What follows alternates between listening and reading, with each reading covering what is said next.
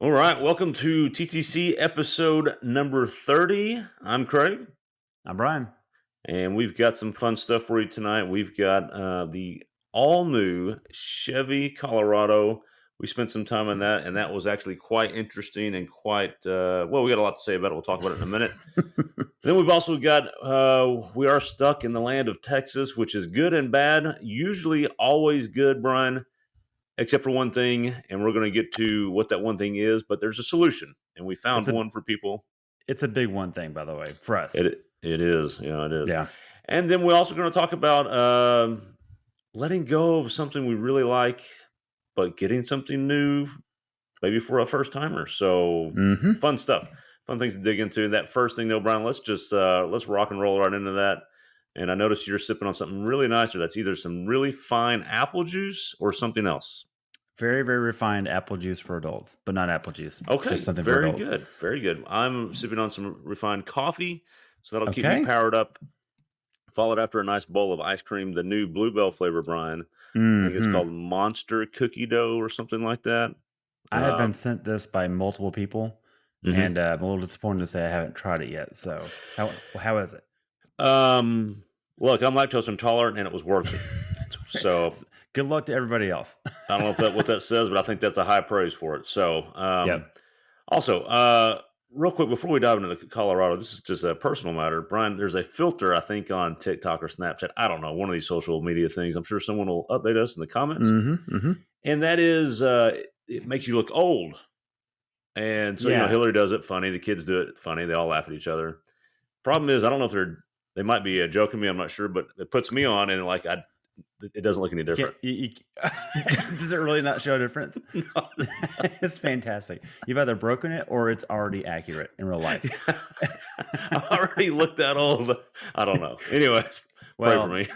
well, look, I'm only 6 years behind you, Craig, so it might partially work for me. So, Yeah, who knows? Anyway, sorry about that. So, and then we do have a little housekeeping that we talked about last time. We got potential winners to announce for the comments and ratings feedback on the podcast, and we had a mhm. sticker pack for them.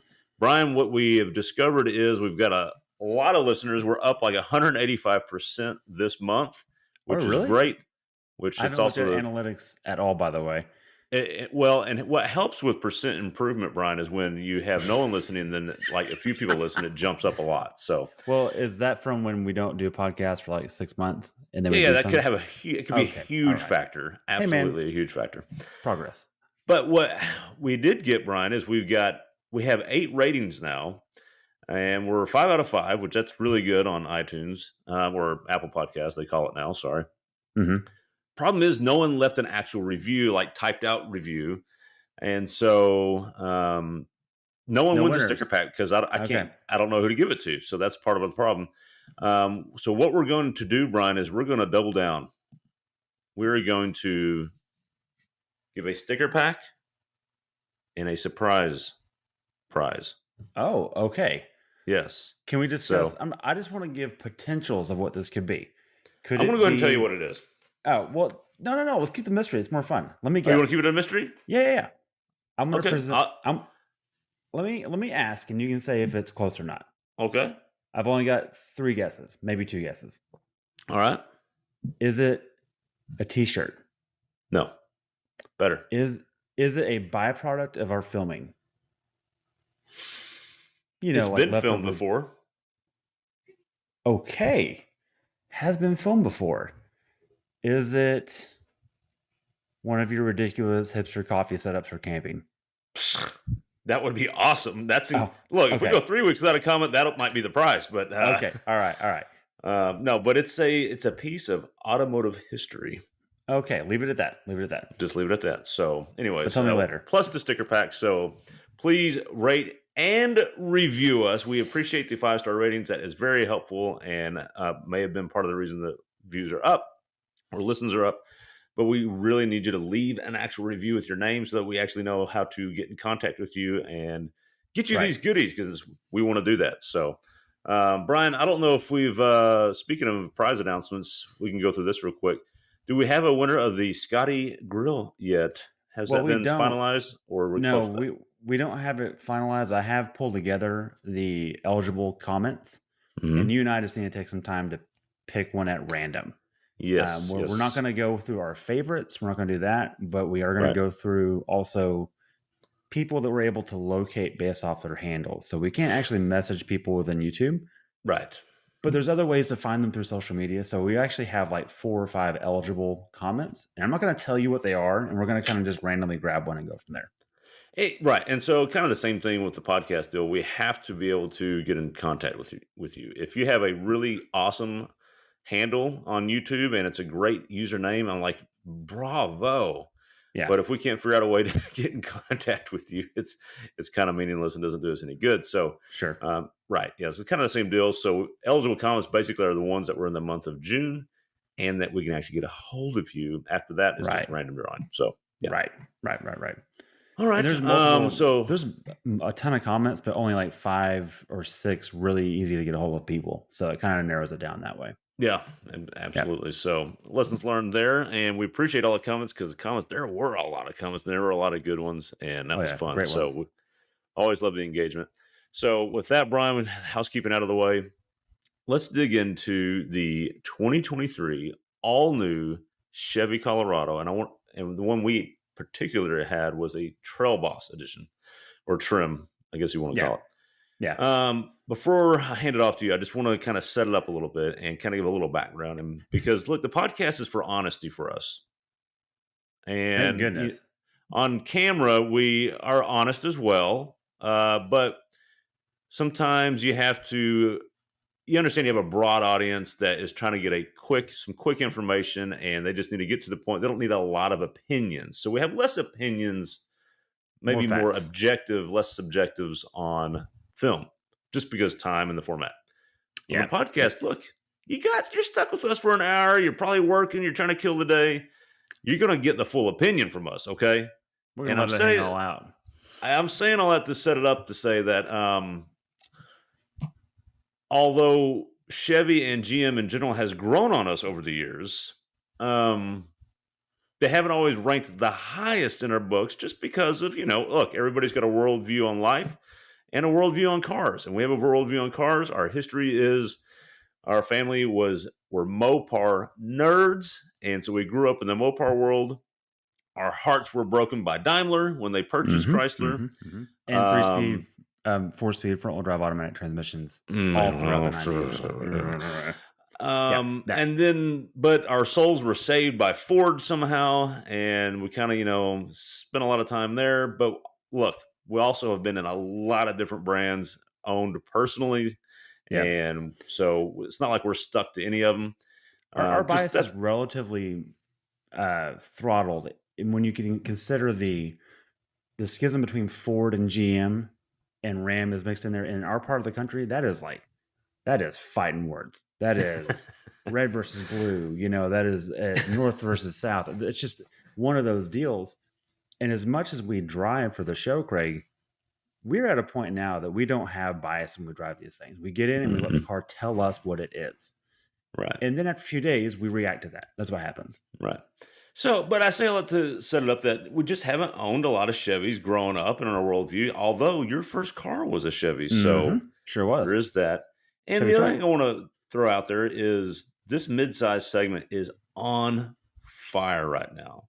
And I think it the Frontier kind of kickstarted the mid-size segment. They did a heavy refresh, or some say light remodel, or a light new hmm car, or whatever, truck, new edition.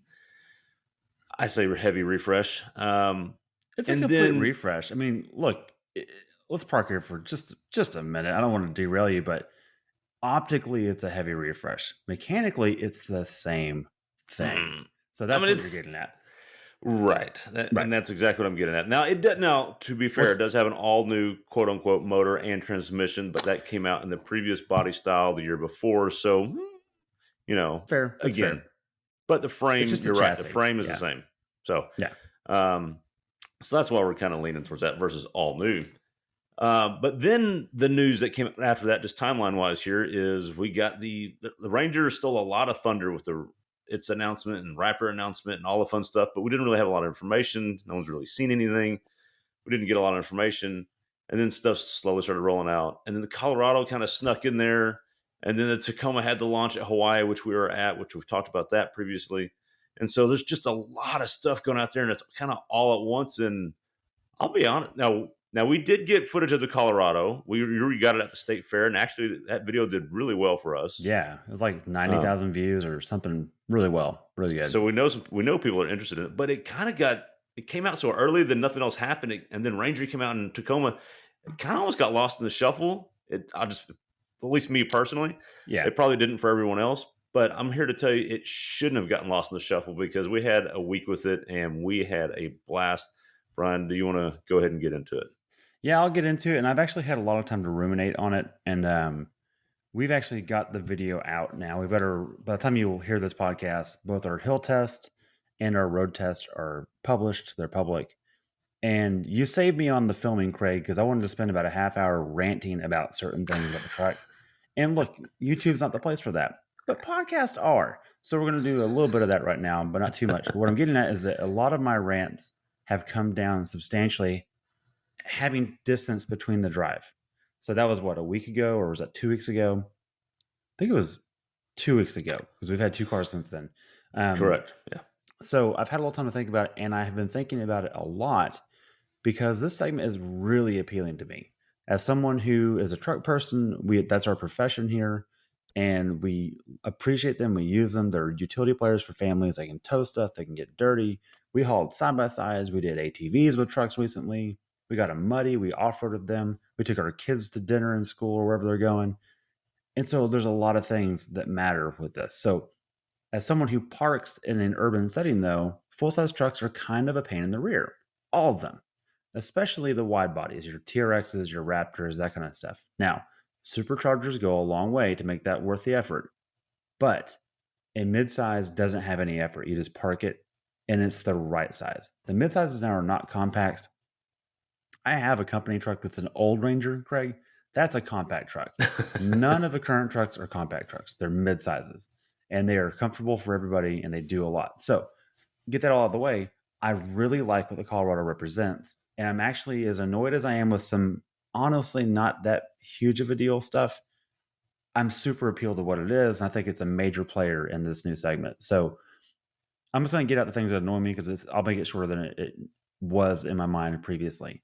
The interior is garbage. In terms of garbage, I mean, it's just not an aesthetically pleasing place to be. On top of that, the rear seat was squeaking the entire time we drove it everywhere. It was just chirping, like over bumps. Drove me mad. I could not figure out what it was. And we are not mechanically inept, Craig. We put seatbelts plugged in. I took the seatbelt buckles and shoved them under the seat. I lifted the seat up.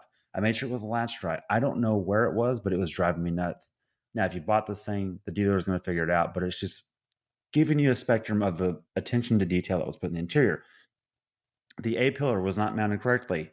You can see daylight going between it and the headliner. I tried to mount it correctly. Turns out it won't. It just is warped somehow. Not going to work out. But more importantly than that, Craig, is the drabness of the dash. There's no breakup in color and context, and that drives me nuts, especially. And we had a comment today I want to bring up on this video because I Oh think it's boy. really relevant to what we were saying. So let's see here. Someone commented here. This is Richard Mahoney. I like all the black plastic interior. I have a Raptor and a Navigator, and I wish I could easily clean the interior. All the fancy materials are cool, but I don't know. 6 months down the road, I wish they were just black and I could wipe them off. He's got a I point. mean, That to be said, you can wipe off all the materials he's talking about and they're clean again. The problem with the black dash is that it gets dirty immediately. You even look at it with dust in your hand, and it's like, now it's dirty. So that's just a kind of subjective. sure. But go watch our video. We pointed out the digital camo that they're using in like the ashtray and the door handles is so cool. If they put that in one spot on the dash, solved. Completely solved. I still would not refrain from buying it because of this. It's just a preference annoyance. But here's the real problem. And honestly, the only problem, because I've really thought about it, Craig. This is objectively the only problem I have with this truck. There's only one. The tilt steering wheel. You It's mean not telescopic? no, it's well, I say tilt because it's not telescopic, and I went and messed with build and price. It is not optional on the Trail Boss. You cannot get it on Trail Boss. It's And only Trail optional on Boss the Z71, is that right? Z71, and that's it. Actually, it's the only one you can get it on, Wow. which is See, and bananas to me. which is wild because that is Oh, by the way, it's look, optional in a package, so you can't. It's right, not just Z71s. It's one right. with like a $3,000 package. You get a Z71 and then you have a chance of getting it. Right. Which Exactly. is Yeah. amazing to me. And look, when we were filming this thing, you were straight up old man trashing it. I was like, "Oh my goodness, he is not happy." And, we toned it down a little bit. Again, that's not the place for that. But everything you said just now is actually true. I can't Okay. really deny it. I can talk you off the ledge a little bit and say that those Well, things aren't as and you bad have, by as the way, in the last 2 weeks, I've come back from the ledge a lot. Like I'm like 10 feet from the edge now. This is great. but to your point, it is so odd for us to see. It's not odd for us to see a non-telescopic wheel. That happens a lot. The Frontier doesn't telescope. We don't know Right. about the Ranger yet. I think the The old Ranger Tacoma did though. did. It did. Tacoma, man, we didn't drive that. I didn't mess with the wheel at all. We just filmed it in Hawaii. We didn't actually drive it yet, so I don't Y- recall. Yeah, so that might be up in there. I would have to look that one up. But We probably what's filmed it. really odd is for a vehicle to have the ability to do that in any trim and not do it in the lower trims. And it's not Right. like in the Z71, it's like powered. It's just, it doesn't It's even, just it exists there and it doesn't everywhere else. that's so crazy. You've seen it, see it sometimes, like if it's a really premium trim, you'll have a powered version. But usually the lower trims, because it's got the room to move back and forth, you get the manual option for it. So Right. it's so weird to have the ability for it to move back and forth, but not have it in the lower trims because they had to engineer the ability for it to move back and forth. Why not leave it Well, manually as an option in well, lower and trims? And what is it? It doesn't cost anything. here's the thing for them, Craig, and this is the issue with manufacturing in mass volume. They're going to spend more money by having multiple tooling and multiple part supplies.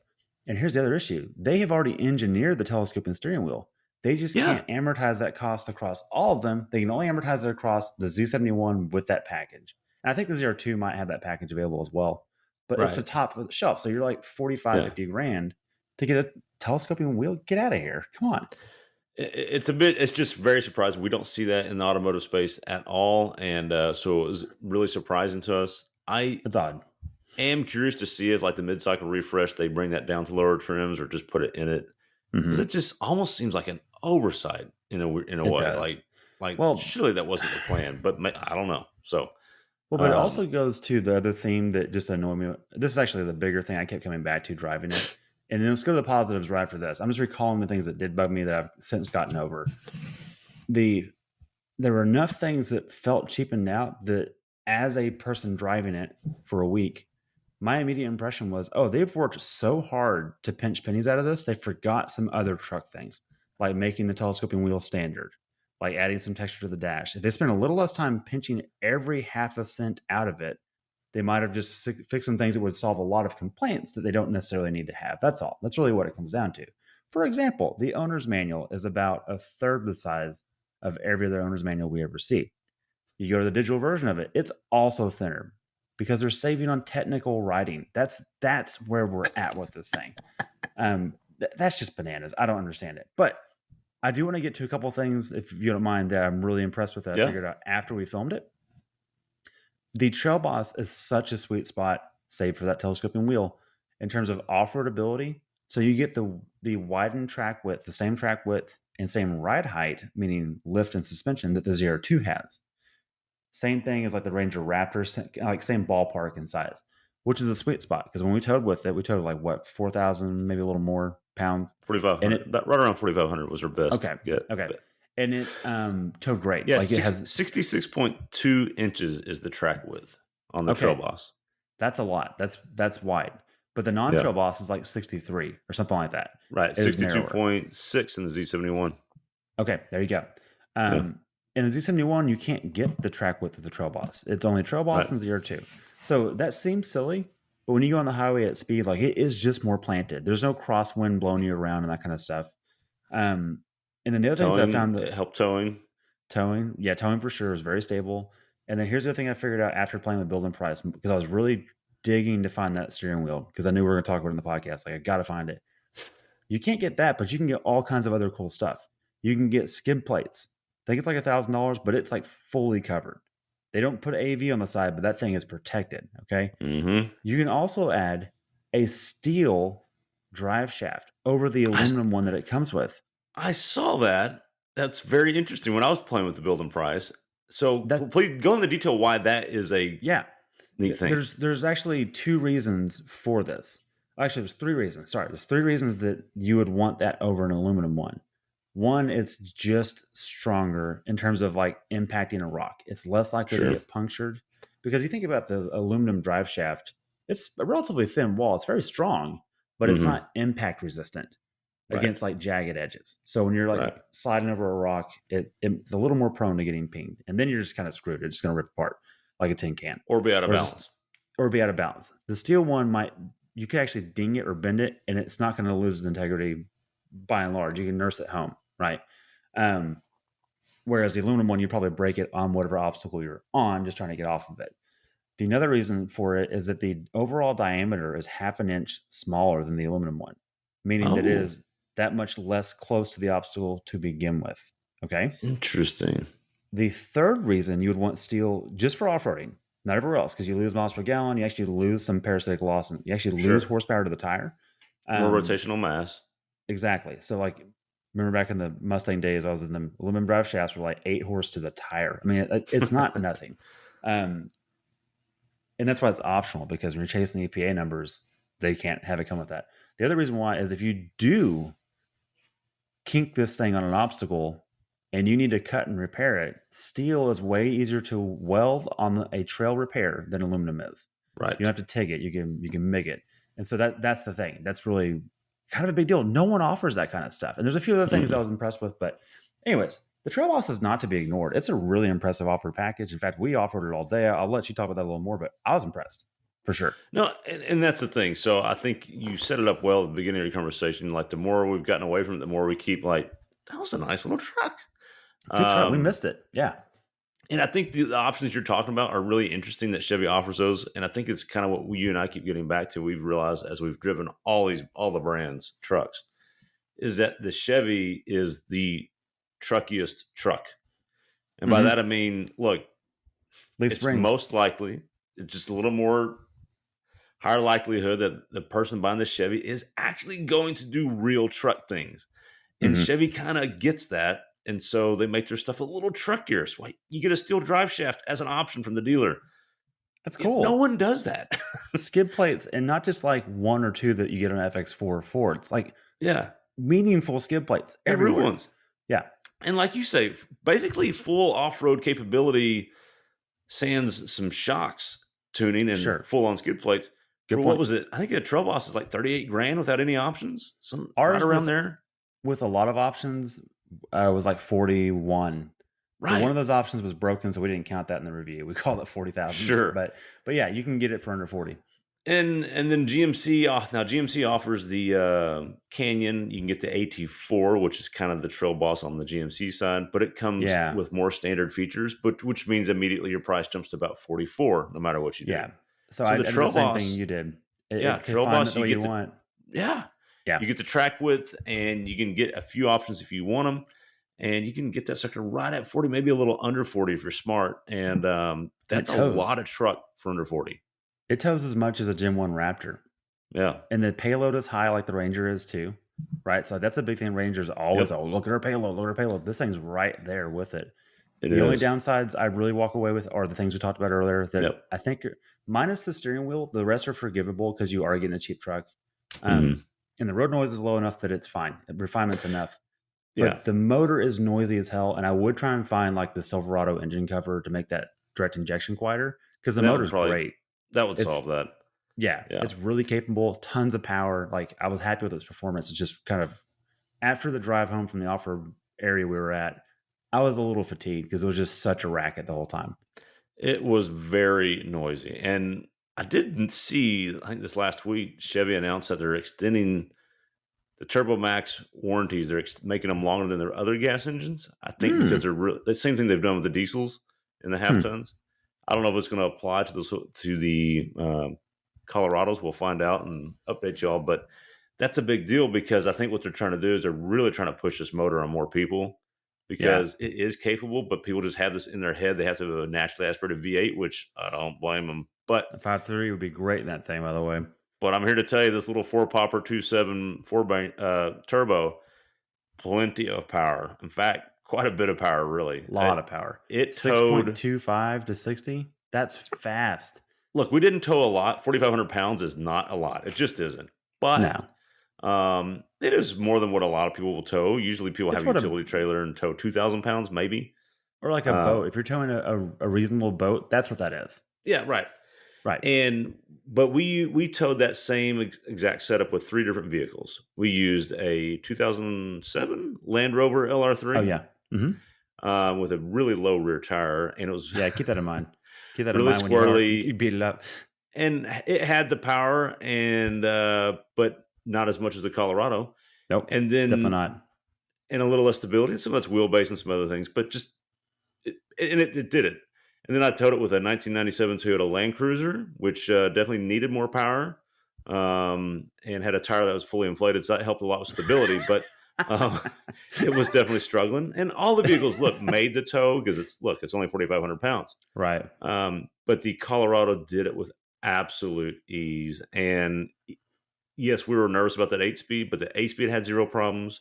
At all. The four banger had tons of power. It was very stable. And probably the most impressive thing is, Brian, we were towing that on really hot days. And none of our Yeah. cars Oh, overheated. They all handled it fine. But the Colorado, like, not only did it not ever overheat, it never got past a normal temp. Like, right. it was sat at 190 degrees, 195 degrees max, up hills at 75 miles an hour. It just Yeah. didn't care. And It didn't so, care with the turbo whistling the whole time. Like it was on boost. yeah, It yeah. never got heat soaked. It's the cooling system, which you brought this up. I didn't realize this at the time. It's independent from the accessory drive, so it's not belt driven or chain driven on the timing chain. It can just run its individual pump at idle or at speed, however it needs to, and it works great. In fact, I think that's going to catch on with a lot of people. You're going to see people copy that for sure. I agree. And I think that's a little hidden trick that Chevy should probably talk about more because people that Yeah. actually do things with trucks, they care about that stuff. Again, the truck is the trucks. That is going to be help its longevity. It just is. I mean, Yeah. look, we look at old cars all the time, and a lot of old cars we look at, Brian, have overheating issues in the forums. Hmm. And it's usually because the manufacturer could have cared a little bit more about cooling the engine down or at least letting the driver know about it. This truck does both. It Yeah. cares about keeping the engine cool and it lets you know it's not going to have any problems. Like Well, and 30 years from now, this will be a great truck to buy and it'll be fine. totally. Yeah. And then like you said, it tells you. So when you pull up the digital infotainment section, you don't get a dummy gauge, although there's a dummy gauge in the dash. You can pull up an actual here's the actual number and not just a coal, a C or an H. It's an actual number. And so that's what you're talking about. You got that pull up and it just never cared what we were doing, whether we're off-roading, whether we're idling traffic, whatever we're doing, it just never got off of its target. Whereas belt driven and timing chain driven water cooling systems often give you the dummy gauge because they don't want to panic drivers to say, oh, it's jumped 20 degrees in traffic. Yeah, they all do that when we're driving them all the time. This one doesn't though, because it doesn't care the vehicle speed at all because it has its own Yeah. independent system. RPM It- doesn't matter for it. right. It's Yeah. impressive. Yeah. A lot, most cars, like you say, that there's a sweet spot of speed and airflow to Oh keep the yeah, cooling just right. But with this, it just doesn't matter. So it pretty was impressive. awesome. Yeah. Okay. And wait, one more thing. And the turbo sounded like a Toyota Supra the entire time. The turbo sound was That awesome. is so great. Love I, that. I guess what's happened is over the last few weeks since we haven't had it, it's gone up on my mid-sized list of I would very heavily consider that. In fact, I will be heavily considering that at some point when these all come out. One of these is going to end up in the fleet. We just know it is, and Yeah, we haven't picked one yet, but it's going to happen. And by I'll the just say way, I've this: it's oh, not go ahead. eliminated. So, Oh no, not at all. And I've been looking up the part number for the telescoping wheel.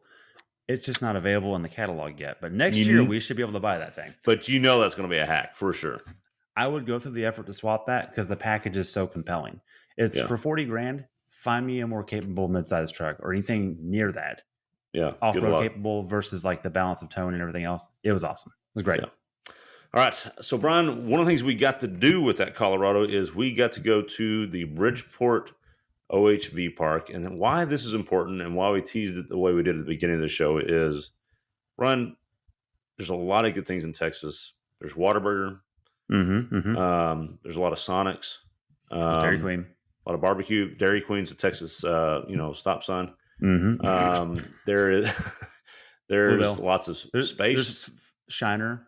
Oh yeah, Space. Shiner, Sorry, Space. Yeah, cows. Everything's cows. bigger. Everything's bigger. Trucks. A Um, lot of trucks.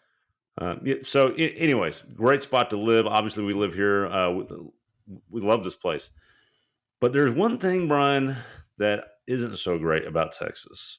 And as big as it is, and I'd like to remind people this is how big the state of Texas is. France is 20% smaller than Wait, wait, Texas. The wait. country of Let's clarify France. for those that don't know the difference. We're not talking about Paris, the city. We're talking about the Right. country of Paris or Yes. of France. Yes. Yeah. So, By the way, Texas we is have a Paris too. good point. Yeah. Anyways, a very big state, lots of room to roam, except that you can't really roam on any of that room because it's all privately owned. Mm-hmm. So what that means, Brian, if for people like us that like to go off-roading, Means you're where do you go screwed. off-roading if you don't own land? Arizona, Utah, Yeah, you go out of state. Colorado, You have to go somewhere Oklahoma, else. New It's Mexico. it's Yeah, absolutely ridiculous. There are a few spots, maybe out in Big Bend, but because the state's so big, that's about a 10-hour drive from us. doesn't So count. Oklahoma's closer. And by the way, don't tell me the LBJ grasslands are BLM. You cannot off road out there. You can sweat in a tent, and that's about it. And look at some good point. grass and watch out for snakes or something. I just don't understand Yeah, well, gee, we got public land. We don't have public lands here for off yeah. roading. You can do that, or you can drive on the beach in Padre, and like that's it. 8 hours. Yeah, that's another 8 hours. So, Yeah, anyways, what that leaves us with, Brian, is Hidden Falls down in the Hill Country, which which is we've been great. there before, and we Hmm. loved it. Lots of fun. But Brian, I'm going to go ahead and put this one ahead of it. I love Hidden Falls; it's great. They're both great in different ways. But Oh, We went up to you've also Bridgeport. got Huntsville, Oh, good point. Yes, the mud the part. Yeah. what is that called? Good. What? General Sam's General off Sam's. road, which is Yes. just basically a giant mud pit with some trails wrapped around it. Hmm. And yeah, I'm going to back your play here. What you're about to say. And they also have Barnwell Mountain out in Gilmer. Gilmer, we haven't been there, but our buddy Yeah. Corey with GT Garage Talk loves it. He films it all the time. We'll get out there to film Mhm. something with him. We just haven't sampled it yet. But that's basically it. And that's a big spot too, Barnwell, because I looked at the Toyota Jamboree out there. But then Sure. this is maybe one of the cooler places. There was a really cool place close to us, 10 minutes down the road in Toller, Texas. There used to be an off road park. It was an old quarry, but they closed it down because they opened the quarry back up. Right. But Good so reason. what that leaves us with is the Bridgeport OHV Park, or Northwest OHV Park, they call it. It's Mhm. run by the city of Bridgeport, which is really neat. And what it is it's an old quarry, and they are done using it for the mining, and it has left a bunch of cool trails, hills, Obstacles, pits, like kind of like a mud. salt flat thing too, like this Yeah, plateau area. it is really neat. And I think what's neat about it is it doesn't cost a whole lot to get in. How much did it cost to get in? 30 bucks? I think it was $25 for things with roof or roll cage, like Jeep, side by side, Mhm. that kind of stuff. And then ATVs, I think, were 20, or it was really cheap. Like That's all for the in full day. for the full day. And by the way, we also threw our tow vehicles in Mhm. because we also wanted to offer those as well. Mhm. And I think it was all in like 120 or 115 bucks for Mhm. 4 vehicles. Yeah, we had four, right. It's impressive. But really neat spot. And so basically, you get in there and they give you a map, which the map wasn't real helpful. But Mm. you get in there and they just say, "Have fun," and they really just let you go do what you want. In fact, I think we were in there for 5 minutes just figuring out where to go, and we immediately saw someone roll over. Like, oh, That's right. I forgot about that. okay, this is going to be fun. They just don't care here. Okay, Yeah. and because usually you go to places like this and like, well, be careful doing this, be careful doing that. Like, what are we doing here? So They gave us one warning and they said, "Hey, if you see water standing, it might be deeper than you think. So like, get a yeah, stick more on and that in a check minute. Yeah. Can we So talk about that rollover though? Can I? yeah, Like, yeah. that's a big deal. Okay, so we're sitting there. You're on the Polaris General Texas Edition 1000 XP, like 2-row or 6-seater. a utility thing, uh, UTV, which is awesome, by the way. So you're Hmm. driving that, and then I'm on the Polaris Sportsman 850 High Lifter, which is like a mud ATV, not what you really want out on trails, but we wanted to test it nonetheless. Um, and we're trying to find our bearings. We pull up on this power line ridge, and these two other guys, because by the way, it was really quiet on a Saturday morning. Like we had the Hmm. place almost to ourselves, which was super cool. So it's not like a crowd problem. And then these two guys are in Can-Am X3 turbos. One's Hmm. a 4 seat, one's a 2 seat. And it turns out it's a father and son duo. Hmm. And we're talking, we're trying to look at maps, you and I, and you said, "Hey, that Can-Am just rolled over." And I look behind me and I just see this thing landing on its side. And apparently it wasn't like he just was his left tire like washed out and he just kind of slowly rolled over, but he did a full rotation and then ended up on his driver's side down. Right. Or no, sorry, passenger side down. That's right. Yeah. Yeah, that's right. So we're like, "Hey, should we help him?" And you're like, "Nah, these things roll over all the time. He's got his buddy, they've got a winch, whatever." And so we're like, okay. So we like puddle around a little bit and then we both stopped and like, let's check anyway. So we go back and the guy's out of it. His dad's the one that did not flip over. He's standing there. They look awfully shooken up. Hmm. Like More than I I've rolled expected. more than I expected. I've rolled stuff before. I've had that look on my face. I understand it. But this was such a low speed. I was like, this guy probably does this all the time. I mean, he's, Well, right, and that's look, that's why we didn't stop at first because look, as you the audience well knows, I've rolled an AT side by yeah, side at great speed, way and faster yeah, than that was. This I guy was was shook. sitting still and rolled over Yeah, basically. this thing like he just, like it was in slow motion. I'm like, well, he's fine. So I was He's like, fine. we There's just no moved on. impact to that. Yeah. As Yeah, long as the but tree anyways, didn't spear him in the eyeball, he was fine. It was one of those things. And so we get over there and we both hop off, and the grandpa's like not as shaken up, but he's still got some concern. I could yeah, tell. Do you feel that energy a little bit? yes, And yes, hmm, so I was like, "You want a winch?" He's like, "No, let's just try and push it up." And we push it up, and it takes all four of us, four adults. We're yeah, pushing this thing up on its head because it was kind of on a slope. It wasn't like mhm. that easy to push over. And we lift and we all kind of grunt and lean into it, and this thing goes plop onto its four wheels. And as it's rolling up, Craig, we see the 1-year-old child in a car seat in the passenger front of it. And I don't know Yeah, about you, but I was kind of where he was. So yeah. as I'm lifting the roof, I look down and go, "Oh, there's a kid in here." Holy crap. Well, What? no wonder they were so concerned. Well, and it was scary because they didn't tell us, or hey, look, my son's in there or my grandson's in No, there. We had no clue this kid was in there, and he wasn't saying a word. I'm like, is he he was hurt? silent. Did Right. something happen Well, to him? look, Craig, I don't know about if you remember this, but I asked both of them individually, "Hey, is everyone okay?" Because my first thought Yeah, was like, "Hey, stuff breaks, big deal. As long as y'all didn't like break an arm and y'all aren't telling us or something, like, just want to make sure you don't need anything or need a ride back to right, the right. the gate or something." And neither of them answered. They just acted I like I didn't say anything. I know. And I was like, "Well, that's odd. Well, let's roll it over." Now I know why they didn't say, because they didn't know if the kid was okay. Yeah, either that or I think maybe they were trying to keep the kid from freaking out. So maybe Oh, they were trying to maybe, be extra maybe. calm, which made it seem weird. Yeah, they were Um, calm, but they were not natural. yeah. I So, put it that way. but because once we did get it rolled over, the kid immediately got out. He He was was fine. strapped in securely. He was Yeah. completely safe. Actually, he was probably the safest one in the entire group. Yeah, And they had like an extra child seat strapped. I mean, he was totally fine. yeah, He was, yeah, you yeah, could have rolled that thing at speed. He'd have been fine. And yeah. anyways, he got out and he was like, "Let's go again." Let's keep He going. was Yeah. cool. So yeah, so that worked out well. But we say all that to say that this is a cool park and they let you do what you want. And here's what I liked about it the most: we took the ATV, the side by side, and our tow vehicles, the Colorado Hmm. and your Land Rover LR3, Hmm. and we wanted to use all of them. Well, you need different types of trails for all those. We wanted some mud for this Sportsman 850 high lifter. Which you Um, found? we, we wanted some tighter trails for the side by side, and then maybe not so tight trails for the full size vehicles, but Hmm. still challenging enough. And they have all of it Oh, there. yeah. They've All of it. got If you want mud or water, if you want to get stuck in mud, you've got it. hill You want climbs, if you want hill climbs that you think you might fall backwards on, they're which I thought I all would for there. sure. They're all there. In fact, we saw a forerunner get stuck in some mud. Oh man, he was Um, bogging deep, and that thing had ooh, 40s on it. It wasn't like yes, 35s. He just like, "I'm going for it," he's and he did sunk. it. And he sunk it, and he pulled it out, and it was fine. And Yeah, it's like such a nice thing to have a place where, I don't know about you, Craig, but if we had this near our hometown growing up, I would have trespassed a lot less, allegedly.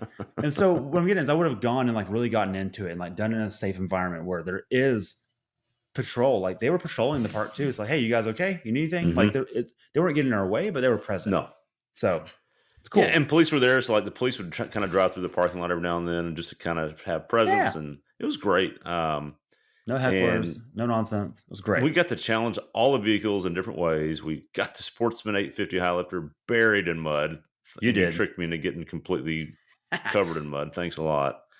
Should have learned You that from earned the that. last And by the way, podcast. you were wearing like a fisherman's church clothes outfit. I don't know. When you rolled up there, I was like, he's got the fishing shirt on, but it's plaid enough that he can go to church if he had to in this. I'm I've going, worn it to church. yeah, this guy needs some mud today. I don't know. I don't think he's prepared for what we're here to do today. I was not So, prepared for that. so Greg, let me set the story up a little bit because I want you to tell your side of this. We get to the gate. I asked the guy, hey, I haven't been here in like 10 years. It's been that long since I've been out there. And I know lots have changed. I really didn't know it well enough then. I barely was there. And I've been there for a Bronco event too, but I didn't go in the park, so I don't know the trails. And he gives me the map. He says, "Hey, there's 4 X's on this map." I was like, "Okay, what are those?" And he goes, "Oh, that's where the water is." I was like, Mhm. "Okay, so can we go in there? Because like it hasn't rained in a while." He's like, "Last week you couldn't go in there. This week you might be able to go in there." Yeah, and It's it's like, been "Okay, really cool." hot. It's gotta be dry, is what we're Well, thinking. it's been like 110 like all week. Yeah. Like, yeah. So he's like, look, just maybe have someone nearby while you're testing pits and stuff, but it's just really sticky. But you should be fine. It's dried up a lot. Just be aware that this might be problematic, and if it is, just turn around. Okay, cool. So of course, this map doesn't like match anything on Google, right? Like Mm-mm. there's no, and you Nothing. you you ride this trail and you go, oh, where's the power line road? Well, it's on the map, Nope. right? Or it is in the map, but it's not in front of you. So anyways, one of those deals. So, anyways, that's the setting. We go find it, and I was like, we got to go in this for sure. Yeah, And we. the proverbial we, yeah. Which it was sort of clear. A week before, I had been substantially sunk, which we talked about in the last podcast at Huntsville. So it was your turn, Craig. Oh, it was my turn. Mhm. No, you think you learned, so why would I have to do it? No, you made me do it, and it's fine. Look, you said just go in, hit it. I'm like, yeah, if I hit it too hard, I'll get mud everywhere. And I'll be honest, the clothing you mentioned a minute ago is the reason why I probably got more stuck because I didn't want to just hammer it because I didn't want I to get know. completely covered in mud. And by the Even way, that's though all on film. That's the best part. All of this, Craig. It was for the people. They've seen me in the mud. It's your turn. it was fun, and we used the winch on the UTV. It got us out, and we Twice. actually went back through it again and got stuck again, and used the Yeah. UTV again to get us out. And We then had and fun. then So leaving the area, you kind of got stuck again too. And I was like, no, just go. And I had chewed it up with the side by side. hmm No, I was behind you. Never mind, I was behind you, hmm but we'd gone back and forth a few times pulling you out. right. I was like, hey, just floor it. And you're like, dude, I don't want to get my clothes muddy. I was like, if you don't floor it, you're gonna sink in there. And you finally got it through. But knowing you and how you are with other people's vehicles, if you were in like mud clothes, you would have just skipped across that stuff. No I big would have deal. hammered it. Yeah. And by the way, the whole way back to the truck, we're gonna go like wash up and like change vehicles and get camera batteries and stuff. You were going so slow because you're afraid Yeah, of because mud there's coming off. mud all over the tires, and those tires are called mudslingers once you go at any Yeah, they're speed. paddles. Yeah, so Yeah. I got annoyed enough. I was like, "Hey, let's trade vehicles because I'm tired of going 4 miles an hour." And we did. And you're right. There's a lot of mud still left. I had more mud than you did, so you did a good job trying to keep yourself clean. Look, we're going back at one point. This mud thing flies up. I see it come over me and land straight on the speedometer. I'm like, great. I have no idea how fast we're going now. So, Yep, facts. um, yeah, it looked like it was fun. We had a blast.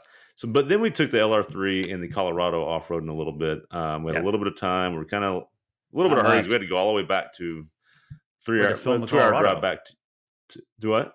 We had to film the 2 episodes of Yeah, the Colorado. right, So right, right. yeah, But we got some good footage out there with the Colorado and got to test it out a little bit. And man, it did great. And Brian, with by the way, without the off road tires, which I forgot to mention, for $495 you can get a really good all terrain slash they call it yeah, maximum traction like Goodyear's KO2. Dude, hmm that's a no brainer. I would definitely get that about that absolutely. truck because it's quiet enough. It would Yeah, you have can't good buy tires grip. that cheap. Yeah. No, not at all. And by the way, the tires you had on there that it came with were called all terrains. They were highway trains, and they No, were they're highway trains for sure. it was slip and slide town for sure out there. hmm Because it started raining, Um, obviously, while we're out there. but it did great. And look, everybody rails on the G80 locker about how, oh, it doesn't engage smoothly. Okay, sure. Not as easy as an electric e locker. I get it. Sure. But like you said, we mentioned in the video, you just hold the brake and give it a little bit of speed and get that axle to slip, and then it locks in, and then you're good. Yeah. And, Yeah, and, it, that and it, that's what we've learned. If you do a mild burnout, whether you're on the mud, you just power brake it for, get the wheel 10 to miles slip. an hour, and then it goes Yeah. when you come off throttle, it goes click and it locks, and then Yep. you're good for that obstacle. It And won't you're unlock in, while and you're it on it. just works because it's Yeah. mechanical, so you don't really have to worry about it working or not. And it was just really capable, and it also proved one more time, Brian, that just the smaller mid-size package, even though that has the track width, the body's still narrow. Right. And so what that allows you to do is fit down some trails that if you're in a full size truck out at this park, I'll be honest with you, it's boring. It's not for you. Yeah. There's really not I anything to do there. I took a full size out there 10 years ago and left in 20 minutes because it's just pinstripe town. There's no point in taking something out Yeah, there that has paint. It's full and size. and like we talked about on our Oklahoma trip, those are all narrow trails as well, especially when you go down to horse trails. A mid-sized truck, a mid-sized truck is where it's at, and I think that's why this segment's being reinvigorated and it's hot again. Right. The mid-sized segment is not about getting fuel economy; it's about, like you say, if you live in the city, being able to park it. If Right. you're actually going to off-road it, being actually fit down some trails, and it's better than full-size trucks at that. And they're Yeah. so capable now. Capable But now, they there's not really right. a letdown for getting one. So, anyway, Well, it's here's the pretty exciting. deal. When we were kids in high school, like I'm thinking of early 2000s, late 1990s era pickup trucks, they weren't that big. And their Mm-mm, capabilities weren't any better than what mid-sizes do now. mm-mm. So you look at these full sizes, they have all these, genitalia measuring contests like, oh, I can tow 11,000 pounds. I can tow 11,200 pounds. Good for Yeah, you. That's not going to be a good operation. If you're towing that much, get a 3/4 ton. yeah, no For one's everyone towing else, that much with a half ton. No no. one. If you're pulling a dual axle bumper pull trailer or a boat that's bumper pull, most boats that are bumper pull are going to be light enough for that. Mm-hmm. Anything that's that heavy probably has a gooseneck operation somewhere. And so Exactly. what I'm getting at is that for most people, the midsize is perfect. And if you Yes. care about off-roading, the full size will let you down on a trail. And that was my problem when we had the Raptor in the Mm-hmm. fleet. I love the Raptor. The one we own and the ones we've had on loan. Mm-hmm. They're some of the best trucks ever made, but they are not trail trucks Yeah, they're at not good all. trail trucks, right? They're too wide. And if you Right. want a roof, you can't buy a Bronco. And if you want a non-live front axle, you can't buy a Jeep. So then you get into foreigners, which you can't buy either because the gearing sucks if you do highway stuff.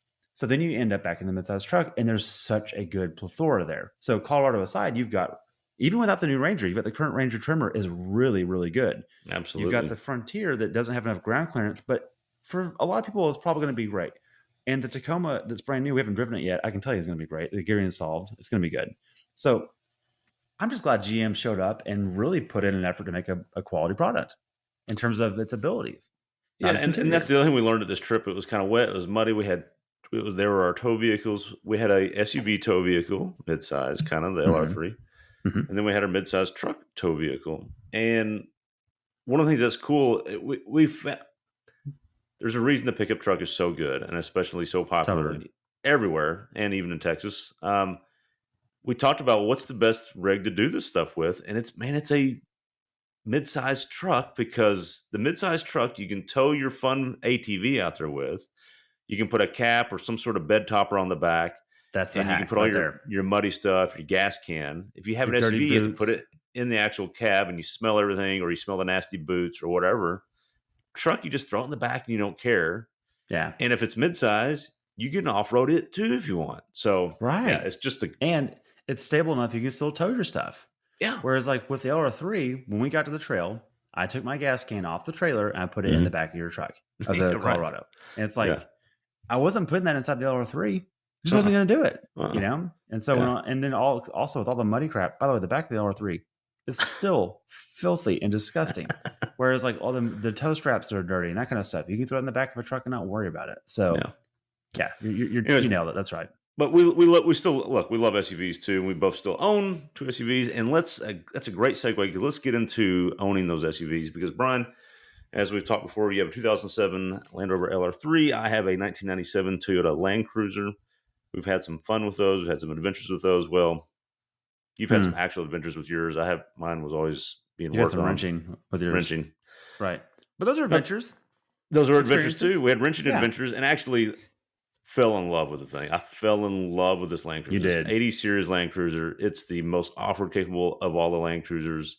Um, so Especially with much the fun. tires you have too are like, Oh, that thing's it, ready. look, we took It's it up the got hill that test. Every time I leave your house and I pick it up and I drive home, I drive over the hill and it's boring. boring. Yeah, it's too good. Yeah, it's a classic um, case of we don't live in Colorado enough to have that as a daily, yeah, like, to justify it, I guess. super That's the thing. capable.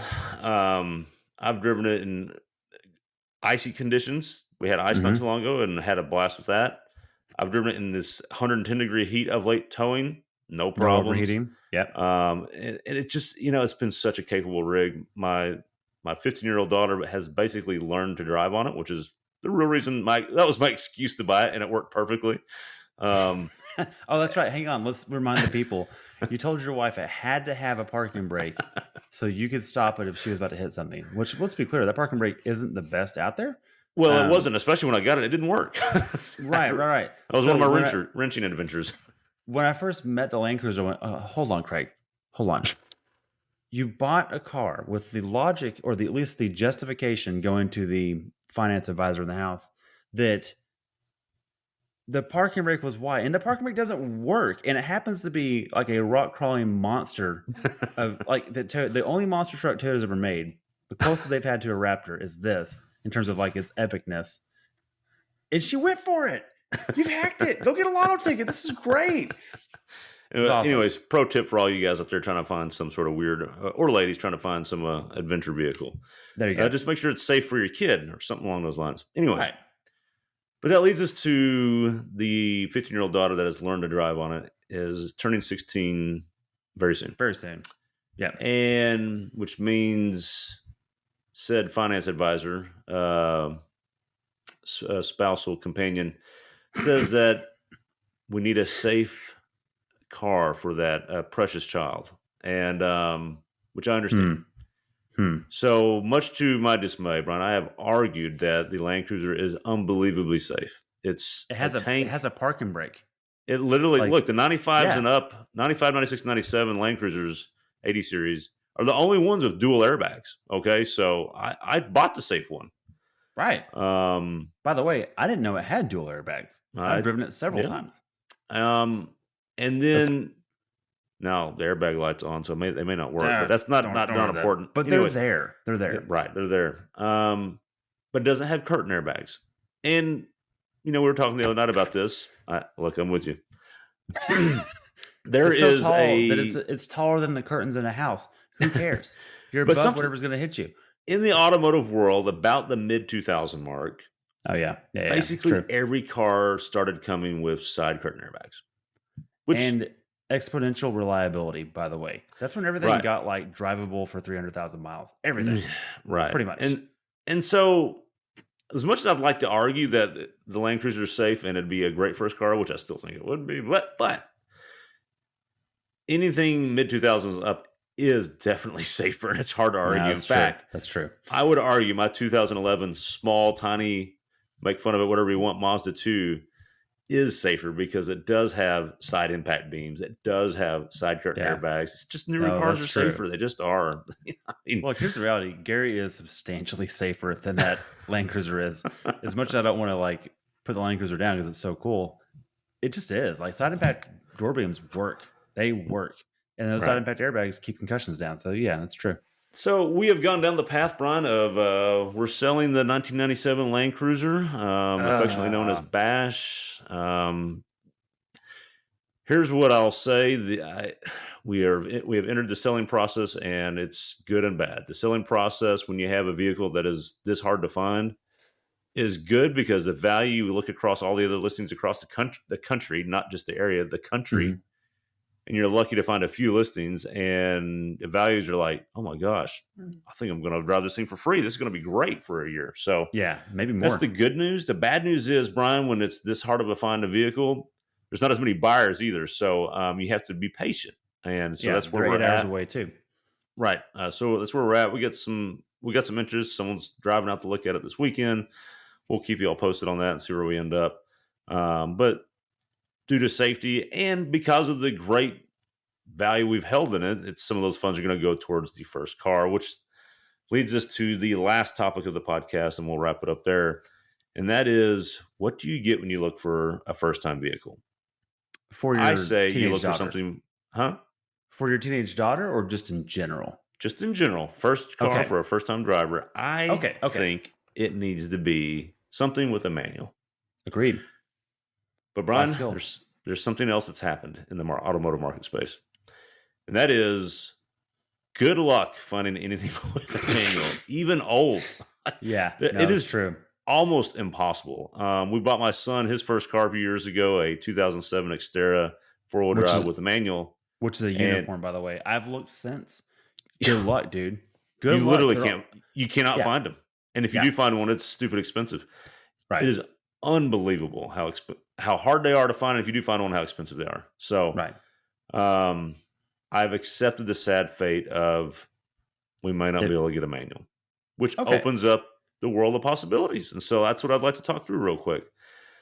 What we've learned, Brian, is SUVs are really good. We have owned two. We We've fell in been love with them. big time, We, like compulsively, unexpectedly. This is your fault, by the way. I wasn't shopping SUVs. You got yeah, me into them too. yeah. Look, basically, we've never owned SUVs, and now all of a sudden we have, and we're like, these things are freaking awesome. So, um, we get them now, and so it's opened our world to kind of the SUV world. And the other thing that's happened is we've realized that luxury brand SUVs, for whatever reason, have the worst resale value. Oh, there's I reasons, Greg. There's do reasons. do not. Well, yeah, I do understand it, but I'm talking about like vehicles that are brand new, stupid amounts of money are now like pennies on the dollar compared to what they Yeah, were, it's a life and hack. it is a The lug hack. So the luxury used depreciated SUV, like it's insane. Let me give you a couple examples. yeah, My wife's Q7. It's because it's in the hmm garage. hmm Over 70,000 new. We bought it less than 4 years old for 35. That's a huge loss. Huge crazy. loss. And by the Yes, way, in 4 years, it'll be worth 10. And so it's just yes, like one of these things. It's still a great vehicle. Get a Suburban, Craig. hmm Non-luxury vehicle, but full-size SUV. It's not dropping that fast. nope. Nowhere near that. Look Nowhere at near that. or some sort of Toyota product or whatever. It is Right. not dropping that fast. It's just not. Right. It's crazy. But if it Good has a point. Lexus badge, Right. Forerunner holds value. GX460, pennies. it it's And better, by the way. it's Better. unbelievable. Yeah, you look at the most clapped out Forerunner Right. and 12 or grand. Land Cruiser, Yeah. forget it. Yeah. But Get if you out of look at here. a Lexus GX whatever, or a Lexus RX, or a Volvo XC, or Oh, a Land Rover whatever, RX 350s are free. yeah, that's Like right. they're like, just come get it. It's $12. Come get it. You can It have it. is unbelievable. So I'll just say that's what we're looking at. That's our list. Is all the things I Okay. just mentioned. We have discovered that the Volvo XC's certain years, two really good engines. There's a 3.2 liter straight six, which is basically very reliable. There's Mm-hmm. also a And Yamaha cool, V8, Brian. which is awesome. So we're thinking about But that. but probably hard to work on. But anyways, cool either way. Who cares? It'll sound good when it Right. runs. And then and then there's you mentioned the Lexus RX, Yeah. like stupid cheap. It is Yeah. stupid cheap. And it comes with a 3.5 liter that 2GR V6 that Which we love, by the way. might be one of the most reliable motors ever made. Agreed. I'm not I, gonna argue I with you at literally all. tried to kill one in a Toyota Sienna I owned and could not kill it. And Lotus hasn't killed them either. They're in the And neither, Avoras. you're Right. right. And then we've also we found a hack in the Land Rover world. I know this is going Mm. to be surprise people, but let's talk through that a little bit. And that's where I want your input. But there is a certain model year range where there's a Range Rover LR3 or Range Rover Sport that comes with a particular motor and transmission that basically is pretty reliable. You want to talk Well, through there's actually three options. So you've got the Range Rover, that? then you've got the Range Rover Sport, which is actually Hmm. an LR3 without a rear seat, a third seat. And you've got the Right. LR3. And so Yeah. they're all very similar, except that the Range Rover is unibody and the Mhm. Range Rover Sport and LR3 have a full frame, think like truck frame, plus that unibody on top of it. So they're incredibly Mhm. robust. What we've found out, Craig, and this again, I blame you. We've experienced this because when you were looking for Land Cruiser, you were trying to buy one of these. Mhm. And then when you got the Land Cruiser, I felt left out. I was like, look, I got to get one too, so we can be idiots on YouTube together. And I did, and it worked out, ended up being really endearing and very reliable.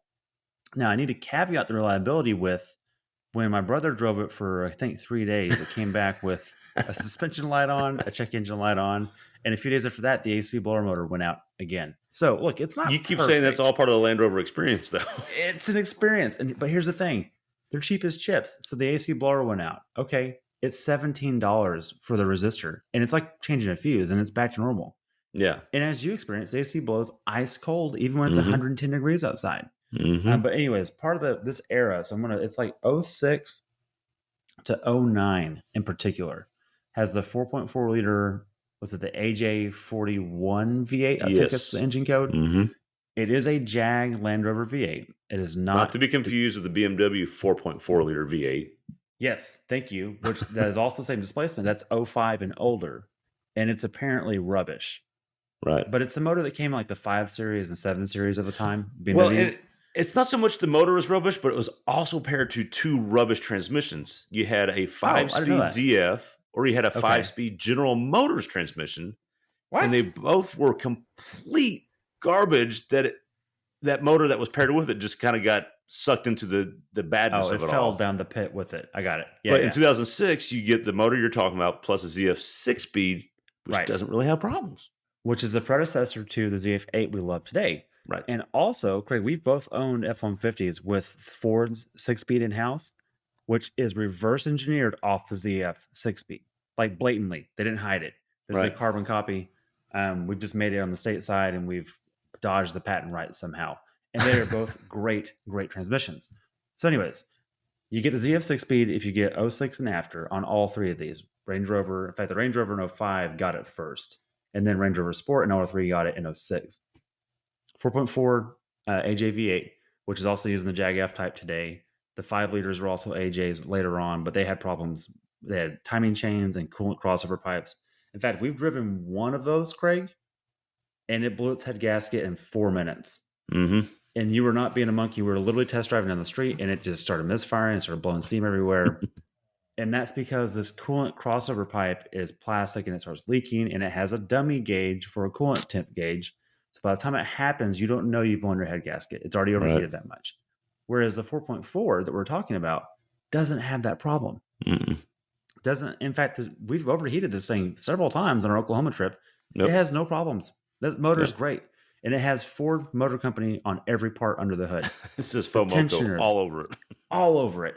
And so it's actually built by Ford. It wasn't engineered by Ford, but they were basically sharing parts of Ford at the time and assembled by Ford in Europe. And it's been ironclad. It needed valve cover gaskets, and that's it. That's the only thing the motors needed, and that was Right. just a maintenance item. And at that age, So that's kinda common in a lot yeah, of those. Yeah. but like the oil pan's not leaking. It doesn't drip anywhere now that I've changed that gasket. So, anyways, it's been ironclad, and I blame you for the success that it has had with us. So looking forward in your situation, I think you're now appealed by the option too because they are so cheap. We paid $1,500 for a vehicle that my wife drives all the time. It's nice Mhm. enough for her. Yeah. So keep that in mind. So that's kinda where we're at. Those are our options we're looking at. There's still some wild cards out there. If we find the right, car with the right manual transmission, maybe. Mhm. But we're leaning towards the SUV route because the other thing is our kids have kind of started liking this off road and stuff, and they want to go with us on some things. So we want to get something that they can join us on. Um, What if you so find we'll, A Rav4 manual, if you could find one of those, that'd be awesome. That's another one of those. If you find it, good luck. but it won't have side impact airbags? It's gonna be the same problem. And It's well, just a and then little there's too that. old. That's another thing. Ah, man, you're right. So This is anyways, hard. we'll keep you posted with that. We're excited. And that's we'll have a new member to the fleet soon. And we'll keep all posted with what that is. So with that, don't forget to leave us a review, leave us a rating, A maybe written drop in review. that review which car you think we should get, and or maybe what you got for your first car. We're excited to see where we end up with that. Brian, any last final words? No, I think that's good. And no, that's it. Thanks for listening. All right, thanks for listening, and we'll catch you all on the next one. See ya.